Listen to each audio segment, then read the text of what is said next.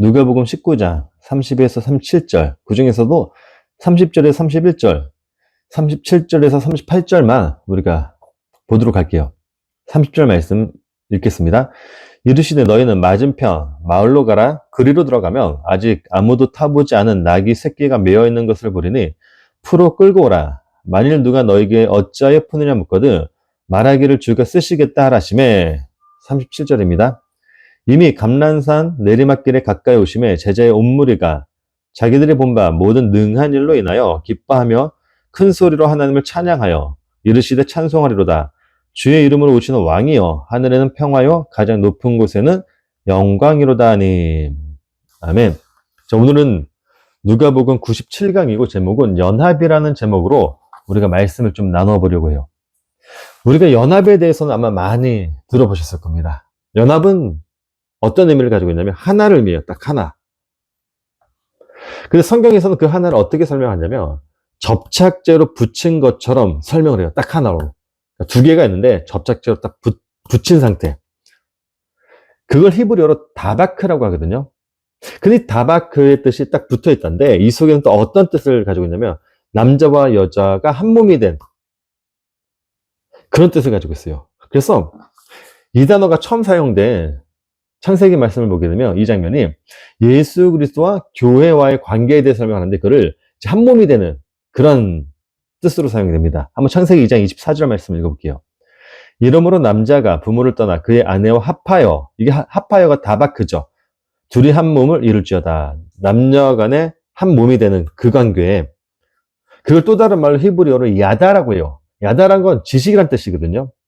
그러니까 성경에서 지식이라는 단어가 야다라는 단어로 사용되는데 우리가 잠언에서 많이 살펴봤죠. 야다에는 알았다 이런 뜻을 가지고 있는데 그 속에는 어떤 뜻도 함께 내포되어 있다고 했죠. 남녀 간의 동침을 의미한다고 했죠.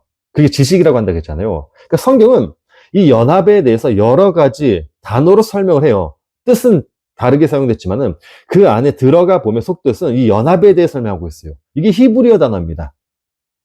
중요한 건 그렇게 나라는 이 신부는 우리 참신랑이신 예수 그리스도와 한 몸을 이루게 되어 있는 몸인데 성경에서 나라는 존재는 늘 어떤 존재로 등장을 하냐면 참신랑인 나의 신랑을 늘 버리고 다른 남자와 바람 피우려고 하는 그런 존재로 등장하고 있다는 거죠. 이게 인간이 가지고 있는 죄성이에요.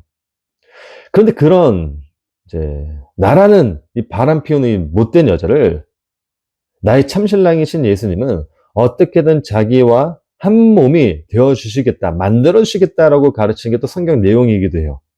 이것에 대해 설명해 주는 게 오늘 본문의 내용인데, 자, 오늘 본문을 보게 되면 예수님이 죽기 위해서 이제 예루살렘 성에 입성을 하십니다. 자, 그런데 예수님이 예루살렘 성에 입성하실 때 성경에 봤더니 어떤 짐승을 타고 입성하셨다고 하죠?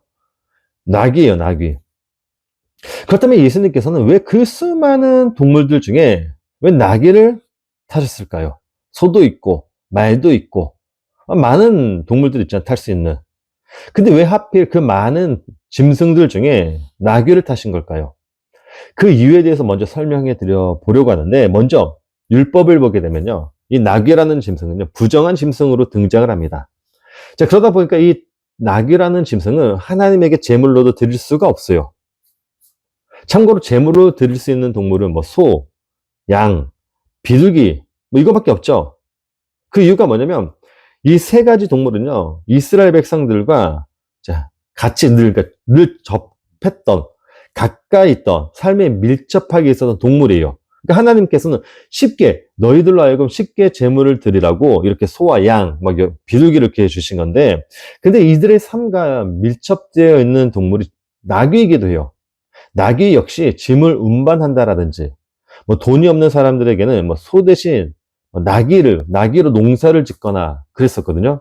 그러니까 소뿐만 아니라 나귀도 이스라엘 백성들에게는요, 그들의 삶과 밀접되어 있는 동물이었습니다.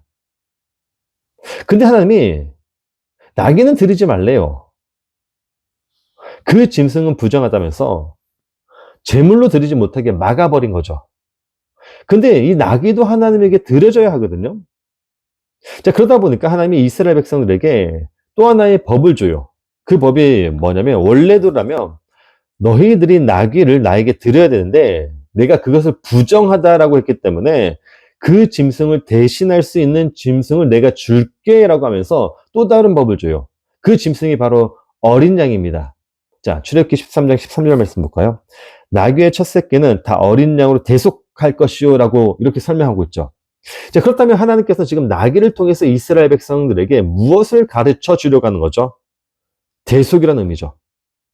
누구를 대신해서 죽는다. 그러니까 예수님이 지금 예루살렘 성에 입성하실 때 나귀를 타신 이유는 그 겸손해서가 아니라 나는 이렇게 세상에서 겸손한 왕으로 왔어라는 것을 이렇게 모든 사람들에게 보여주려고 그 나귀를 타신 것이 아니라 우리들에게, 그 이스라엘 백성들에게 이 대속의 의미를 가르쳐 주기 위해서 예수님이 나귀를 타신 거예요. 그게 너와 나의 관계라는 겁니다. 성도님들, 성경을 보게 되면요, 이 나귀라는 짐승이 어떤 짐승으로 등장하고 있는지 아십니까? 아무리 말씀을 듣고, 아무리 말씀에 대해서 가르침을 받고, 아무리 말씀과 가까이 지내도 이 말씀을 모으지 못하는 동물로 등장을 해요. 말씀을 못 모아요. 아무리 말씀을 듣고, 아무리 그 말씀에 대해서 가르침을 받아도요, 말씀을 못 모은다고요. 그걸 히브리어로 라바브라 그래요. 속이 비다. 속이 비다란 뜻이에요. 아무리 말씀을 물을 받아도, 물을 막 넣어도 다 쏟아붓는 거예요. 모으지 못하고. 그게 누구냐면 성경에서 나라고 가르칩니다. 아무리 말씀을 듣고 아무리 말씀에 대해 가르침을 받아도 다 내식으로 해석하는 나. 그 말씀을 다 쏟아버리고 모으지 못하고 내 말만 받아 먹는 자. 그래서 우리들이 아무리 말씀을 들어도 그 말씀을 나는 내 유익으로만 듣는다고요. 내 말로만 듣는다고요. 진짜 참 의미를 못 모은다고요. 그래서 욥이요, 인간을 비유할 때 그 인간을 어떻게 비유하냐면 나귀로 비유를 해요. 자, 욥기 11장 12절이거든요. 허망한 사람은 지각이 없나니 그의 출생함이 들나귀 새끼 같은 날 했을 때 지각이 없다가 라바브죠. 지각이라는 게 뭐냐면 지식이 없다 이게 아니라 그 성적인 관계를 모른다는 거니까 하나님이 설명하려고 하는 예수 그리스도와의 한 몸에 대해서 모른다고요. 그거를 연합을 다 자기 말로 바꾸니까. 그 나귀를 예레미야서에서는 또 어떻게 설명을 해 놓았냐면 성욕이 일어나고 발정으로 사는 나귀로 설명을 해요. 여기 보게 되면 너는 광야에 익숙한 암나귀들이 그들의 성욕이 일어남으로 헐떡거림 같았도다. 그 발정기에 누가 그것을 막으리요? 그것을 찾는 것들을 수고하지 않고 그 발정기에 만나리라고 해요. 여기서 성욕이란 건 단순히 그런 섹스니즘을 말하는 게 아니에요. 성경에서 말하는 섹스니즘은 하나님을 믿는다고 하면서 하나님의 것을, 그러니까 하나님의 말을 내 말, 그 세상의 말로 바꾸어서 믿고 있는 걸 가리켜 섹스니즘이라고요. 그게 누구라고요? 나라고요. 세상과 간음하고 있는 나. 세상의 그 말로 간음하고 하나님의 말을 내 말로 바꿔서 간음하고 있는 나라고요. 아무리 하나님의 말씀에 대해서 듣고 가르침을 받아도 발정이 나서 세상과 연합하려고 하는 게 나라고요. 말씀이 없는 라바브. 근데 그런 나를 예수님이 어떻게 하시겠다는 거냐면 타시겠다는 거예요. 그런 나를. 근데 여기서 타시겠다라는 게 어떤 의미냐면 그냥 단순히 나귀를 타겠다 이게 아니라 나의 그런 결핍을 소유하겠다, 있겠다라는 뜻을 가지고 있어요. 그래서 이 타시겠다는 어구가 헬라어로 크레이아 에코라는 단어가 사용이 되는데 이 단어는 결핍이라는 단어예요. 여기서 크레이아가 결핍이라는 단어입니다. 에코는 무엇인가를 소유하다, 가지다 이런 뜻을 가지고 있거든요. 그러니까 이 크레이아 에코, 타시겠다라는 그 어구는 어떤 의미를 가지고 있냐면 결핍이 있는 그런 나라는 나귀를 그가 입겠다, 그가 소유하겠다라는 의미를 가지고 있어요. 그냥 타시겠다가 아니라. 그러니까 한글 번역은 정말 단순하게 그냥 표면적으로 타시겠다 이런 의미가 되겠지만 원 의미, 그 속에 이 어구가 가지고 있는 이 속뜻은 그가 결핍이 있는 것을 소유하겠다는 의미라고요. 그게 바로 뭐라고요? 대속이라고요. 연합이라고요. 그가 나를 짊어지고 죽으시겠다라는 그 대속의 의미라고요. 그렇게 예수님께서는 이 나귀를 통해 율법에서 설명하고 있는 부정한 짐승 나라는 자는 못 드린다고요. 하나님에게. 나라는 존재는 하나님께 아무리 내가 죽겠습니다 해도 나는 하나님에게 드릴 수가 없다고요. 그러니까 우리가 말씀을 통해 내가 죽어야죠, 죽어야죠. 이건 뭐냐면 대속의 의미를 지금 거꾸로 이해를 하고 있는 거예요. 내가 못 죽으니까 예수 그리스도께서 대신 죽으시는 거예요. 그 죽음 속을 우리는 바라보면서 그 속에 그냥 함몰이 된 거고, 그러니까 불교에서 말하는 것처럼 뭐 내려놔야 된다, 더 내려야 된다, 아 내가 죽어야지, 내 육을 쳐야지, 이런 의미로 사용하면 안 돼. 성경은 나는 못 죽고 죽어도 하나님께서 나를 안 받는다고요. 나는 부정하니까. 그래서 예수 그리스도를 대신 죽으시고 그 예수 그리스도를 받으시는 거예요. 우리는 그 속에 함몰이 된 거고, 나는 못 죽었지만은 예수님께서 죽으신 거로 나는 죽은 자로 인쳐주신다고. 그러니까 성도님들, 내려놔야지, 나 죽어야지, 내 육을 쳐야지, 이런 말씀 좀 하지 마세요. 우리는 이미 예수 그리스도 한 몸에 대해서 이미 새 사람이 된 거예요. 된 거. 이걸 제가 뭐 2, 3주 후에 다시 설명을 드리겠지만은 제발 이 진리를 불교에서 말하는 그런 이원론, 불교에서 말하는 육과 영을 분리하는 것으로 이해하지 마시라고요. 자, 아무튼 그렇게 예수님께서 이 나귀를 통해서 지금 당신과 우리와의 그 연합에 대해서 설명을 해주고 계시는 겁니다. 내가 너희들을 짊어지고 내가 죽겠다. 그 죽음이 곧 무슨 죽음이다? 너의 죽음이라고. 자, 성도님들, 이거를 알게 되면 성경에서는 우리들에게 무엇을 줬다고 하냐면 평화를 줬다고 해요. 평화. 오늘 본문이 42절에 보게 되면 예수님이 예루살렘 성을 바라보시면서 평화에 대한 이야기를 하십니다. 자, 평화를 우리가 너무나도 잘 알고 있듯이 헬라어로 에이레네, 히브리어로 하면 샬롬이라는 단어를 씁니다. 유대인들이 썼던 인사말이 샬롬이죠. 근데 이 샬롬이라는 말이 성경에서 단순히 인사말을 의미하는 건 아닙니다. 성경에서 이 샬롬이라는 단어는 우리가 이 땅에서 아버지의 그 하나님의 보호하심을 받다요. 그러다가 하나님에게 간다라는 뜻을 가지고 있는 게 샬롬입니다. 결론만 이야기를 하면. 그래서 처음 인간에게 이 샬롬이라는 단어가 딱 떨어질 때 어떻게 떨어지냐면 이렇게 떨어져요. 자, 아브라함 때 이 단어가 처음 사용이 됩니다. 성경에서. 너는 장수하다가 평안히 조상에게로 돌아갈 장사될 것이요. 이럴 때 여기서 평안이라는 단어가 샬롬입니다. 샬롬. 그리고 여기서 조상이라는 단어가 아부예요. 아부인데 어떤 아부죠? 보여진 아버지. 제가 이걸 예수 그리스도로 설명했죠. 이걸 받으면 아바흐라고 돼요. 자, 중요한 건 이런 삶을 살다가 어떤 삶을 사냐면 장수하는 삶을 살다가 이렇게 된대요. 아무튼 여기서 장수라는 말, 이 단어가 백안의 선이라는 단어예요. 장수하다가 이거죠. 장수하다가 이 단어가 백안의 선이라는 뜻을 가지고 있어요. 이 장수가 원형을 보게 되면 셰파토브로 되어 있거든요. 셰파토브는 성경에서 언약의 씨를 의미해요. 너는 여기서 장수하다가 이 단어가 이게 될지 안 될지 모르겠지만 여기 되네요. 여기서 이 장수하다 이 단어가 셰파토브라고요. 셰파토브, 언약의 씨를 의미하는 단어라고요. 제가 예전에 설명드렸지만 아브람도 100세 때 언약의 씨를 낳잖아요. 그걸 의미해요. 장수라는 단어가 이 언약의 씨, 100, 씨 이렇게 의미한다고요.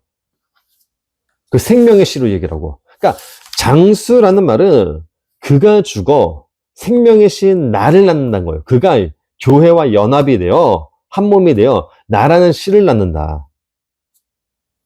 그래서 그 뒤에 장사라는 말이 또 붙어 있잖아요. 여기 장사 이 단어가 또 붙어 있는데 이 단어도 풀어보면 이 카바르 이 단어를 풀어보면 어떠한 뜻을 가지고 있냐면 이 카바르거든요. 이 단어를 풀면 어떠한 뜻을 가지고 있냐면 그러니까 아들이라는 바르에 주기단어 커프라는 알파벳으로 되어 있어가지고 이런 뜻을 가지고 있어요. 죽인 아들. 이 카바르라는 뜻이 풀어보면 죽인 아들 이런 뜻을 가지고 있어요.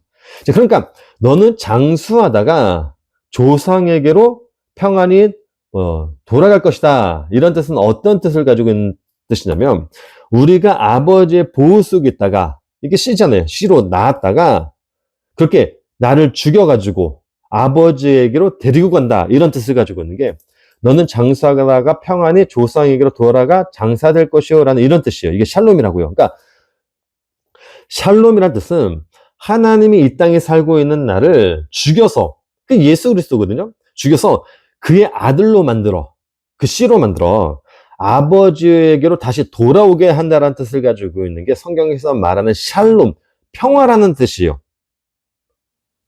그래서 그 평화를 안 인간들이요, 이 땅에서 어떤 반응으로 살게 되느냐면, 오늘 본문이기도 한 누가복음 19장 38절처럼 살아가게 되는데, 이르되 찬송하리로다 주의 이름으로 오시는 왕이여 하늘에는 평화요 가장 높은 곳에는 영광이로다 하니, 이런 말씀이 있어요. 참고로 이 말씀을 마태나 마가에서는 이렇게 기록을 해놨습니다. 마태나 마가는 앞에서 가고 뒤에서 따르는 자들이 소리 지르되 호산나 찬송하리로다 주의 이름으로 오시는 이여 오는 우리 조상 다윗의 나라여 가장 높은 곳에서 호산나 하더라 라고 기록이 되는데, 누가는 지금 구절을 빼놓고 기록했어요. 구절을. 38절의 이 말씀에는 마가복음 11장 9절의 말씀도 함께 내포되어 있다는 것을 그렇지만 아셔야 된다는 거예요. 누가는 9절의 말씀 뗐지만 이 38절에 그 10절만, 여기에서는 10절만 기록이 되어 있지만은 9절도 함께 내포되어 있다는 것을 아셔야 되는데, 자, 아무튼 이 말씀이 지금 어떤 말씀을 성취하고 있는 말씀이라는 거냐면 시편 118편 25절에서 26절을 지금 성취하고 있는 말씀이거든요. 자, 25절 말씀부터 말씀 보게 되면 여호와여 구하옵나니 이제 구원하소서, 여호와여 우리가 구하옵나니 이제 형통하게 하소서라고 했어요. 자, 이 말씀 우리가 한글 번역으로 읽어보면 잘 모르시겠지만 원문을 보게 되면 가장 먼저 나오는 단어가 호시아나 여호와, 호시아나 여호와가 가장 먼저 나와요. 이 시편 118편 25절 원문을 보게 되면 가장 먼저 나오는 단어가 호시아나 여호와, 호시아나 여호와요. 호시아는 야사예요. 야사. 나는 제발한 단어예요.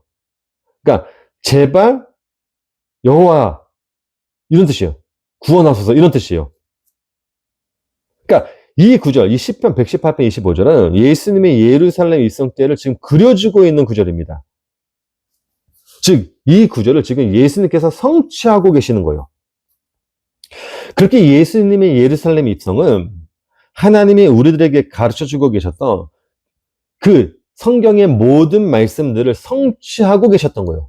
여기서 제가 나중에 설명드리겠지만 율법의 완성이란 말이 있어요. 율법의 완성이란 게 뭐냐면 어떤 뜻을 가지고 있냐면 그 율법 단어 하나, 그러니까 율법이 기록하고 있는 그 계명들을 예수님께서 다 지키셨다. 우리는 못 지키니까 예수님이 다 지키시고 십자가에서 죽으셨다라는 의미를 가지고 있는 게 아니라 성경에 기록되어 있는 그 예언들 있죠. 그러니까 창세기 1장 1절에서부터 말라기까지 기록되어 있는 그 말씀들이 예수 그리스도로 지금 이루어지고 있다는 걸 의미하는 거예요, 지금. 그게 율법의 완성이라는 뜻이에요. 나중에 설명을 드리겠지만 그렇게 이 구절을 지금 예수님께서 완성하고 예수님으로 완성되어지고 있는 겁니다.